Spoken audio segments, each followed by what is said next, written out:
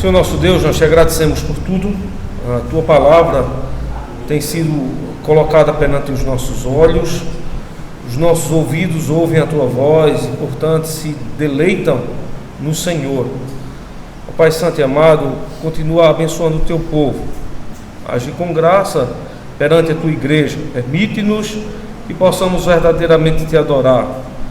Pai Santo e amado, que não nos falte a palavra, a instrução, a orientação do Senhor, para que não possamos ser apartados de ti. Tem misericórdia do teu povo, em Cristo Jesus nós oramos agradecidos, agora e para sempre. Amém. Irmãos, tomemos assento e abramos a Escritura Sagrada no livro de Marcos, capítulo de número 2.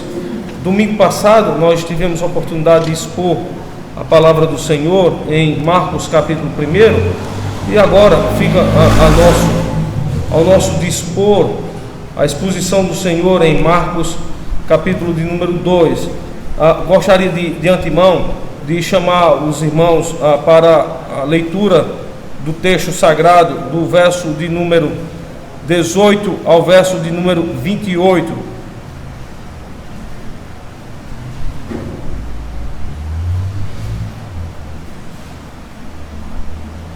Marcos capítulo 2, verso de número 18 ao verso de número 28.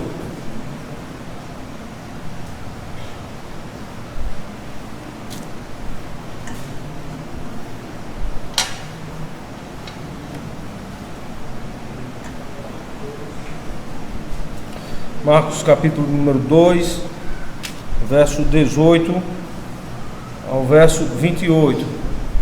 Irmãos, assim nos diz o Senhor: ora, os discípulos de João e os fariseus jejuavam, e foram e disseram-lhe: por que jejuam os discípulos de João e dos fariseus, e não jejuam os teus discípulos?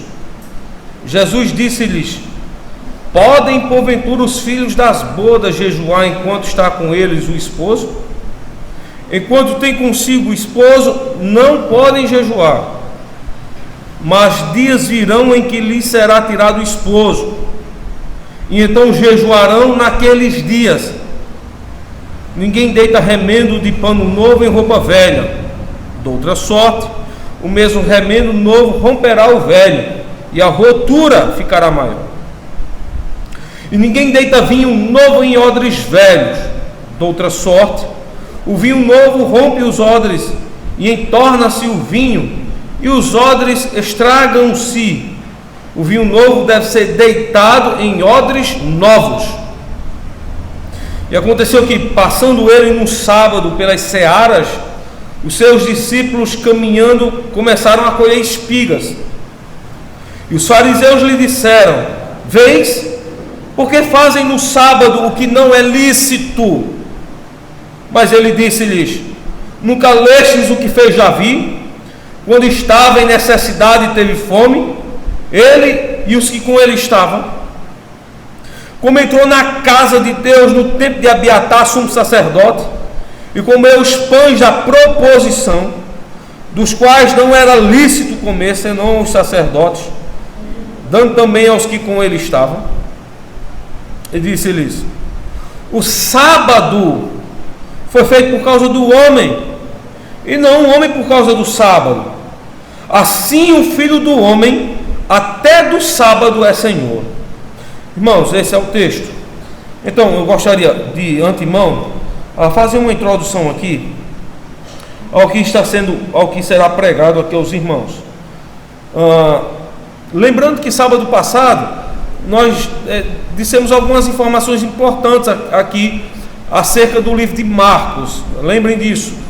A data da escrita do livro, provavelmente ali por volta do ano 49, ele sendo, portanto, o primeiro evangelho, o evangelho pelo qual os outros evangelistas, Mateus, Marcos e João, tiveram como modelo, né? Então é como se fosse, digamos o seguinte, é a fonte primária. Então é o primeiro evangelho que serve, portanto, de modelo acerca de como os outros evangelhos, Mateus, Lucas e João, deveriam ser, portanto, feitos, não levando em consideração que até os mínimos detalhes de como a palavra foi escrita É claro que foi sobre supervisão e orientação do Espírito Santo, mas é como se fosse, portanto, um evangelho modelo.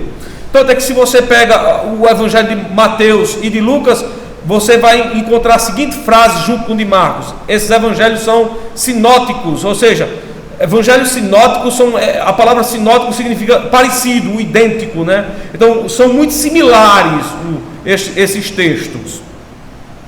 Aqui o capítulo número 2, irmãos, Cristo vai começar a revelar-se, portanto, à igreja sobre o que com ele é dito. Veja, no capítulo 1, Marcos dá uma informação bem precisa e que, portanto, é a chave de interpretação de todo o livro de Marcos. O livro de Marcos possui 16 partes, 16 capítulos, mas é que como os outros 15 capítulos pudessem ser interpretados da seguinte perspectiva: o que o Antigo Testamento disse sobre Cristo acontece plenamente em sua vida. Então veja só, o que está acontecendo entre o verso 18 e o verso 22 é o que o Antigo Testamento narrou sobre ele, é o que os profetas, é que Moisés disse sobre Cristo. Depois, o que acontece entre o verso 23 e o verso de número 28 é o que ele representa no Antigo Testamento. Aqui, entre o verso 23 e o verso 28, ele é Senhor do tempo, e principalmente do tempo sagrado, do tempo divino, do tempo de culto, do tempo de adoração. Ele é Senhor do Shabat, não é do sábado, mas é do Shabat, há uma diferença. Você lê na sua Bíblia aí a palavra sábado, mas a palavra para ela é uma palavrinha grega Shabat, e ela é muito diferente do que nós pensamos ser como a simples palavra sábado. Veja, quando você traduz a palavra Shabat por sábado, você incorre num acerto, mas em alguns erros. Qual é o acerto? É que, semanticamente, a tradução da palavra Shabat significa sábado, mas o sentido não é o mesmo. É aqui que nós temos a incorrência e alguns erros, e nós vamos ver isso. Mas vamos observar, irmãos, a primeira parte do texto, do verso 18 ao verso de número 22. Aqui nós temos Cristo mostrando-se acerca do que o Antigo Testamento diz sobre ele. Observe só a seguinte expressão dita pelos discípulos de João. Ele diz o seguinte: os fariseus jejuam, e porque também jejuam os discípulos de João. E a pergunta é: e por que os teus discípulos não jejuam? A resposta de Cristo encontra-se no verso 19, e ele diz assim: pode porventura os filhos das bodas jejuarem enquanto está com eles o esposo? A pergunta primeira é a seguinte: os discípulos de João queriam saber por que é que nós, e por que é que os fariseus entram em jejum, vendo que nós e os fariseus estamos no caminho, estamos querendo agradar ao Senhor, e os mesmos discípulos teus não entram em jejum. A resposta de Cristo, ela é primariamente sintomática, ele vai direto ao tema. Ele diz assim: como pode os meus discípulos jejuarem, sendo eles filhos das bodas? Talvez no mundo moderno em que vivemos, pós-moderno, você não entenda essa expressão filhos das bodas.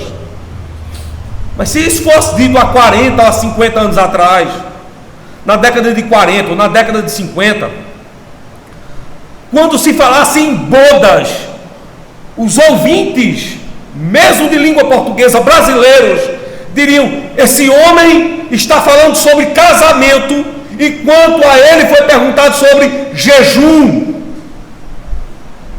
Mas não somente casamento, porque na tradição do povo da aliança, o casamento não é simplesmente o ato oficioso, onde o oficial de justiça fazia com que duas pessoas diferentes, um homem e uma mulher, se unissem em um laço matrimonial. Mas o casamento era muito esperado pelo povo, não pelo ato oficioso somente, mas muito mais por causa da festa. É por isso que em muitos momentos o casamento é chamado de bodas, porque ele está muito mais ligado à festa, à comemoração do povo. E olha, irmãos, que a comemoração se dava de forma tão intensa, que na tradição judaica antiga, o noivo deveria beber de tal forma vinho, beber tanto vinho, que ele não deveria reconhecer a face de sua noiva, para que nele se cumprisse a tradição de que quando Isaac foi se deitar com Rebeca, entendendo-se Jacó quando foi deitar-se com Raquel, na verdade estava deitando-se com Lia. Lembram que Labão enganou a Jacó, querendo casar com Lia, trabalhou 7 anos, querendo casar com Raquel, trabalhou 7 anos para Labão, e quando no dia das bodas, quando ele descobriu-se no outro dia, viu que tinha deitado-se com Lia e não com Raquel. Os judeus pegaram essa tradição e a fizeram no seguinte: no dia da festa do matrimônio, nós devemos beber de tal forma que aconteça conosco o que aconteceu com Jacó, que olhando para Lia vejamos Raquel, e somente no outro dia descobramos que não era com Raquel que havíamos casado, mas com Lia. Então eles bebiam de forma tão intensa que ao se deitarem com sua noiva, no outro dia eles olhavam para ela e diziam: foi você mesmo, é com você mesmo que eu casei.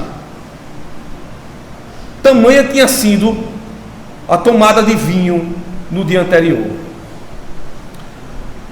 Portanto, a festa de casamento era algo conhecido por todo o povo. Daí, quando você entra no livro de João, não está sendo narrado no casamento das bodas lá de Caná da Galileia o ato oficioso. O que está sendo narrado lá no capítulo 2? A festa de casamento, onde Jesus participou, transformando algo em vinho. Então percebam o nível de resposta que Cristo agora dá para os discípulos de João sobre o jejum deles em face ao jejum dos discípulos de João e dos fariseus. Como é que nós podemos jejuar se nós estamos em festa? Por que eles estavam em festa? Porque Cristo, o noivo, estava ali com eles presente. A presença de Cristo faz com que o povo celebre e se alegre. Daí, irmãos, o motivo de nós bem participarmos do santo dia do Senhor. Porque ao virmos para a igreja, nós não somente estamos indo para um ato oficioso de culto, mas nós estamos indo para uma festa, se encontrarmos com o nosso noivo, se encontrarmos com Cristo. O culto é mais importante do que qualquer ato civil prestado pelo homem. Qualquer festa em nível civil. O culto do dia do Senhor, ele é muito mais importante, ele é muito mais sublime, ele é muito mais belo, porque lá nós nos encontramos com Cristo, porque naquele culto nós estamos em festa. O Senhor da igreja encontrando-se com o povo. É por isso que na hora do culto nós não fazemos jejum.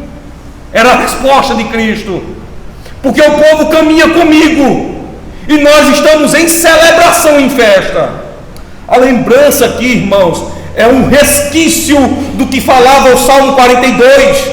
O povo sai em festa para se encontrar com o seu Senhor. A multidão não somente vai alegremente ao culto, mas a multidão do Salmo 42 vai festejando para se encontrar com o seu Senhor. É muito mais do que um ato oficioso. É um momento de celebração. Veja, você sai da sua casa para se encontrar com Cristo. A sua alma se alegra, ela vibra. Ela diz assim: eu vou me encontrar com aquele a quem anelo, a quem amo, a quem desejo, a quem espero. É por isso que a alma do crente entra em festa, efusiva festa. Entendeu agora a resposta de Cristo? Como é que nós podemos estar tristes com o jejum se nós estamos em festa? Essa é a resposta de Cristo. Segunda coisa, ele diz assim: e na nossa festa há muita alegria. O Antigo Testamento simboliza a presença do vinho com alegria. E observe que logo depois de falar de bodas, ele entra justamente para falar de vinho. Ele diz assim: ninguém deita remendo de roupa velha, remendo de pano novo em roupa velha. E ele diz: ninguém deita vinho novo em odres velhos. Ele fala das vestimentas do povo que vai se encontrar com ele, as vestimentas da noiva. Como são as vestimentas da noiva? Elas são velhas com remendos novos? Ele vai dizer: não, as vestimentas da noiva são novas. Veja, as vestimentas da noiva aqui não é que foram esculpidas, elaboradas, feitas, idealizadas por algum sormani, por alguém que trabalha perfeitamente com a confecção da roupa. As vestes da noiva são novas, porque são brancas. Vejam, e elas não foram feitas no pano branco, elas são brancas, alvas, reluzentes, porque elas foram enxaguadas no sangue do Cordeiro. As vestes que nós vestimos, elas são idealizadas em santidade. O nosso Senhor é quem vestiu a noiva, é Ele quem cobriu a sua noiva. Veja, a noiva pecadora pecou contra Deus, cozeu roupas de figueiras para si. O Senhor, quando a viu, escandalizado, disse: tire essas roupas. Ele foi lá no local, sacrificou um animal, derramou sangue e cobriu as vestes da sua noiva. Lembram que lá no Gênesis, Deus cobriu a vergonha de Adão e de Eva? Quem veste a noiva não é a noiva. Quem veste a noiva não é um sormano, não é um tesoureiro. Veja, quem veste a noiva é Cristo. Cristo é quem dá roupa à noiva. E a roupa tem marca. A roupa estampa santidade. E a marca da roupa é o sangue do Cordeiro. Eis o motivo porque nós não sofremos. Se nós não tivéssemos Cristo, irmãos, nós seríamos os piores homens, os mais sofredores de toda a terra. Veja, a Igreja Presbiteriana da Aliança, ela não é sofredora, porque as suas roupas possuem as marcas de Cristo. Você diz assim: pastor, peraí, como assim? Como é que eu não sofro? Eu sofro. O senhor, pode ser que o senhor não sofra, não sei muito da sua vida, mas veja, eu tenho meus problemas, eu tenho meus sofrimentos. Olha, irmãos, quando eu falo sofrer aqui, eu falo de sofrer ao nível da Escritura Sagrada, que nenhum de nós aqui passa por esse tipo de sofrimento. Aí você diz: não, pastor, eu tenho muitos problemas. Tem, é? Vamos comparar com os sofrimentos que a Bíblia narra? Abra sua Bíblia aí, em Hebreus capítulo 11. Deixa eu ver se você realmente sofre. Se você, pelo menos, chegar perto do que é narrado aqui em Hebreus 11, aí eu vou dizer para você: realmente, você sofre demais.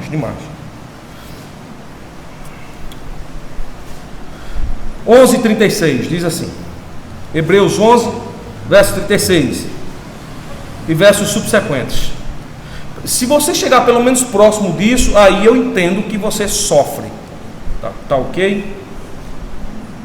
E outros experimentaram escárnios e açoites, e até cadeias e prisões.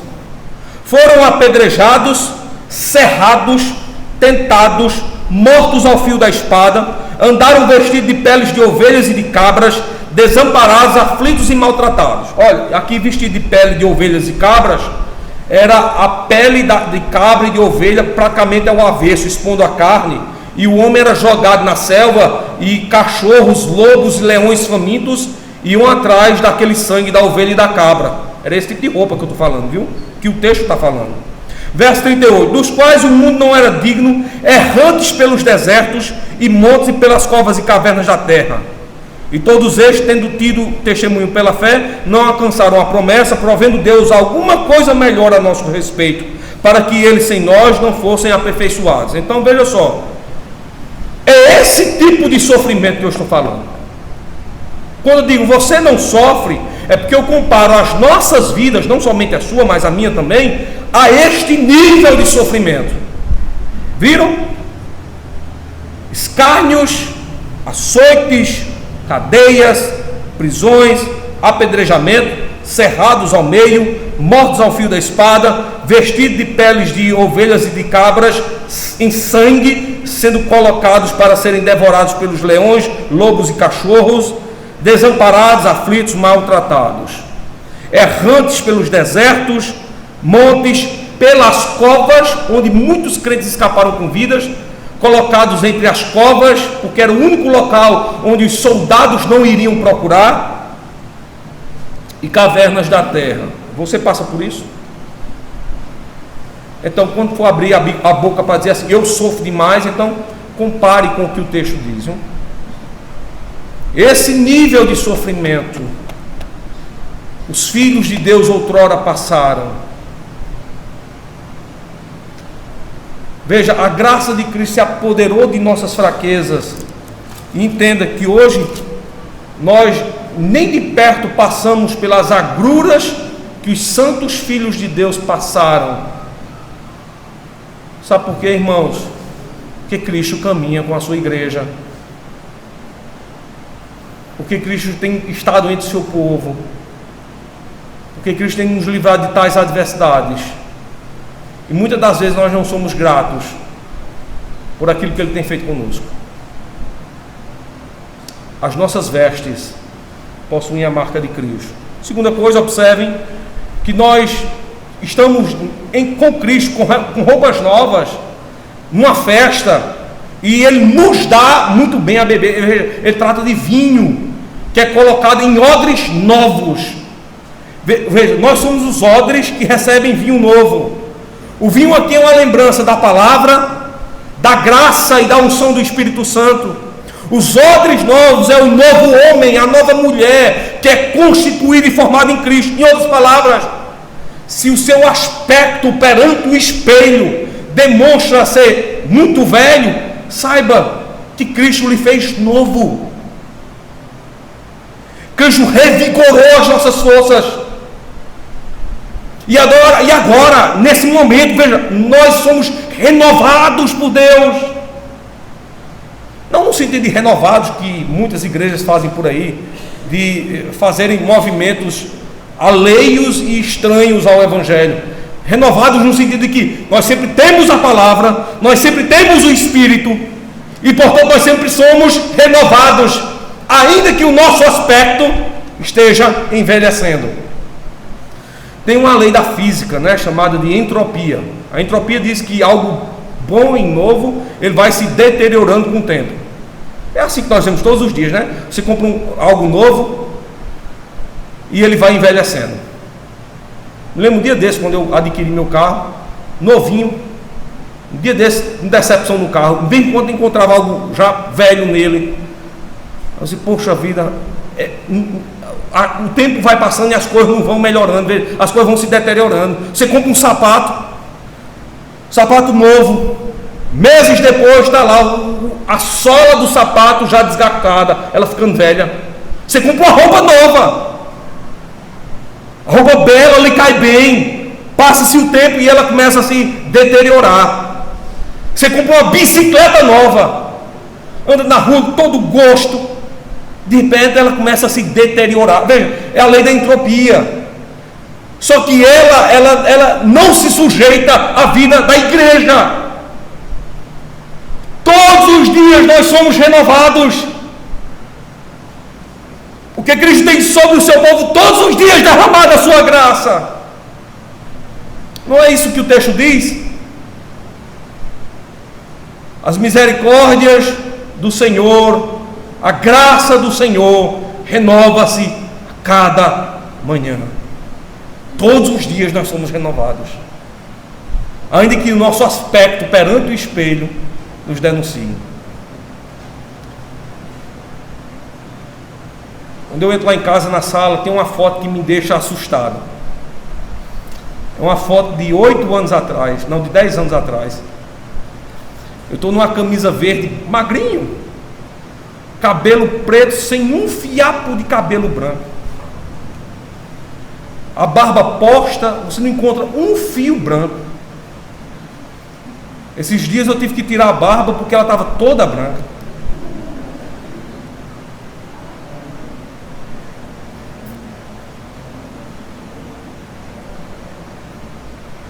Eu já fui bem vaidoso, me parava dentro do espelho e ficava me arrumando aquele negócio todo. Eu tenho uma certa vergonha, vou lá e está lá a barriga, um negócio triste, né? Veja, ainda que o espelho denuncie algo contra mim, você diz assim, você está ficando velho. Veja, dia após dia Cristo vai me renovando, e minha alma não vai envelhecendo, ela vai ficando novinha em folha. Novinha em folha. Olhe para o ancião da igreja, irmão Henrique, e o seu aspecto é catatônico, é cada vez mais envelhecido, mas a sua alma nova, porque Cristo vai renovando diariamente. Nós não sofremos esse processo do envelhecimento espiritual. Cristo renova as nossas forças todos os dias. Nós somos odres novos, recebendo a graça de Cristo, vinho novo. E esse é o motivo que devemos estar alegres. É por isso que não andamos tristes, cabisbaixos. Lembra que Cristo reclamou sobre isso, dizendo assim: quando vocês saírem nas ruas e quando jejuarem, não demonstrem com aspecto de tristeza, como os fariseus que fazem assim, desfiguram o rosto para mostrarem aos homens que jejuam. Aí Cristo diz: garanto-lhes que já receberam o seu galardão. Nós não somos assim, irmãos. Como cristãos devemos ser felizes por natureza. Felizes por natureza. Deve haver uma alegria espontânea em nós. A alegria de Cristo. O modelo perfeito de um crente, ele se encontra lá em Filipenses, em todos os 4 capítulos. Paulo está preso, vai receber a sentença de morte. É uma das últimas epístolas de Paulo, a famosa epístola da prisão. Entre Filipenses tem mais outras 3 epístolas: Colossenses, Filemão e o livro de Efésios, Colossenses, Filemão e o livro de Filipenses. E Paulo poderia escrever para o povo e dizer assim: eu lamento muito, porque agora eu sei que vou morrer. Mas ele se alegra, o tempo inteiro ele está alegre. Ele usa por várias vezes, me falha a memória o número de vezes, ele: alegrai-vos no Senhor, alegrai-vos, e outra vez vos digo, alegrai-vos no Senhor. Nós somos pessoas felizes, irmãos, porque estamos ladeados de Cristo. E ainda que passemos pelo sofrimento, e aqui ninguém é imune de sofrimento, nós não acreditamos, como muitos acreditam, que venham a Cristo e, por exemplo, e os seus problemas acabam. Nós não acreditamos nisso, irmãos. Nós não acreditamos nisso.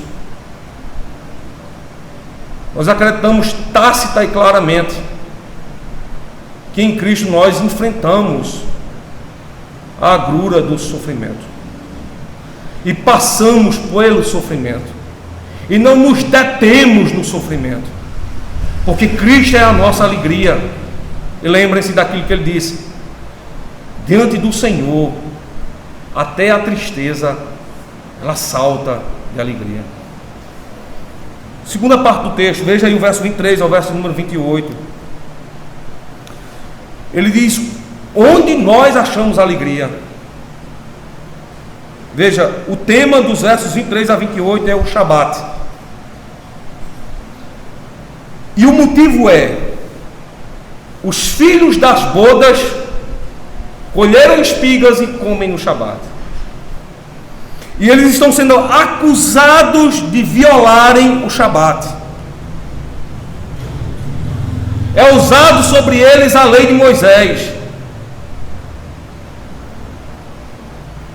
que diz que nem a comida deveria ser feita no dia de Shabat, no dia do Senhor. Lembre-se que Shabat aqui não vai ser traduzido para nós como sábado do sétimo dia, mas Shabat significa o dia do Senhor, portanto o dia de descanso, portanto o dia de culto. Essas são as características do nosso Shabat.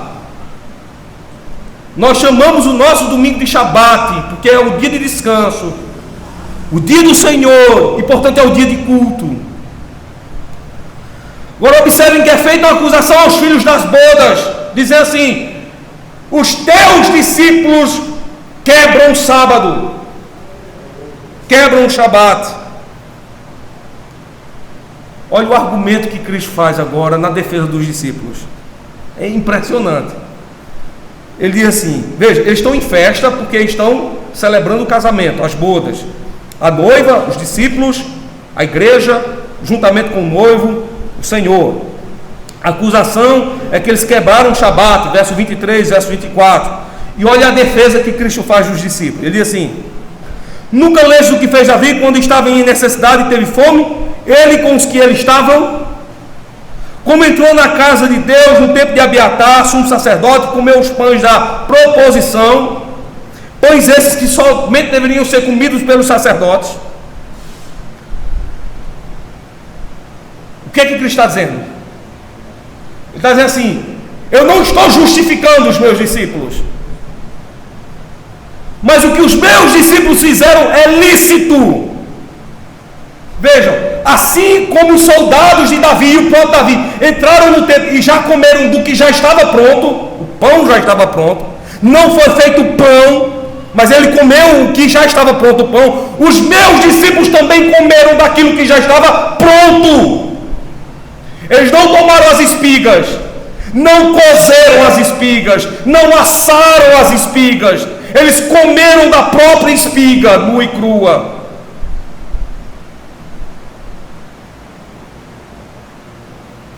Segunda coisa que Jesus Cristo agora vai quebrar de vez o argumento deles. Ele vai dizer assim: portanto eu pergunto para vocês, de quem é o Shabat? A pergunta deles é, dele de Cristo: o sábado foi feito por causa do homem, ou o homem por causa do sábado? Está dizendo assim: de quem pertence o Shabat?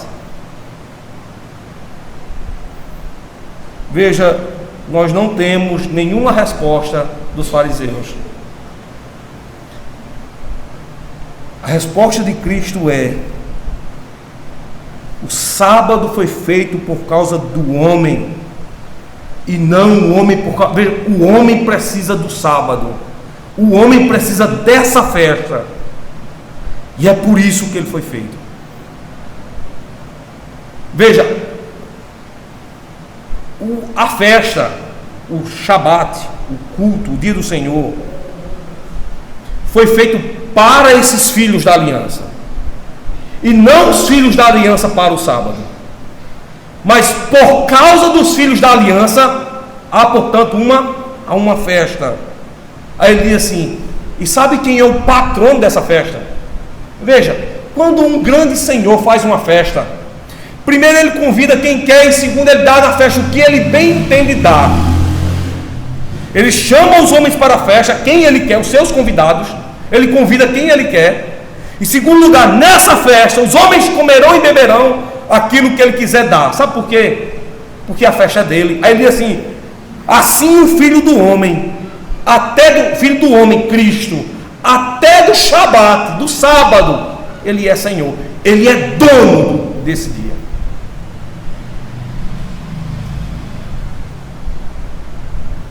Queridos irmãos, nós temos aqui uma efusiva demonstração, uma tácita demonstração daquilo que disse Cristo: eu sou o dono da festa, eu convido quem quero e dou aos meus convidados o que quero. Nesse dia, você recebeu um convite de Deus para estar, portanto, em sua presença, e Ele está agora lhe dando um verdadeiro banquete. Ele não é como aquele homem lá de João 2, que na festa do seu casamento deixou por algum momento o vinho faltar. Ele não é desprovido, pelo contrário, ele tem contato, tem providência, tem controle sobre todas as coisas. Nós que participamos da sua festa, participamos daquilo de que há melhor no mundo para ser mostrado. Nós participamos da festa do Senhor. Ele nos dá o melhor alimento possível. Por exemplo, Ele nos dá do melhor vinho, da melhor alegria, da melhor salvação. Ele nos dá o pão e o pão da vida. E aqueles que ainda querem ser abstêmios, não querem ter contato com o viver, Ele dá até da água que jorra para a vida eterna. Na sua festa, comemos e bebemos do melhor. O seu maná que é descido diretamente dos céus. É por isso que a Igreja Presbiteriana da Aliança jamais poderia pensar assim: Senhor, olhe, por que aconteceu isso comigo? Eu vou faltar hoje no dia do culto. Meu irmão, isso é loucura. Isso é loucura. Primeiro, que quem lhe convidou foi o dono dos céus e da terra, então você não pode faltar. Terceiro, que Ele vai lhe dar o alimento que você realmente precisa.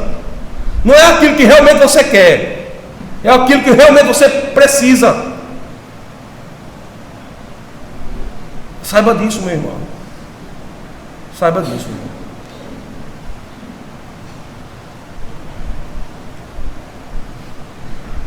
No culto, nós estamos em festa, recebendo do melhor alimento possível. Portanto, não o despreze, não falte, esteja presente. Deus vai alegrar a sua vida com a sua palavra. Não falte ao culto.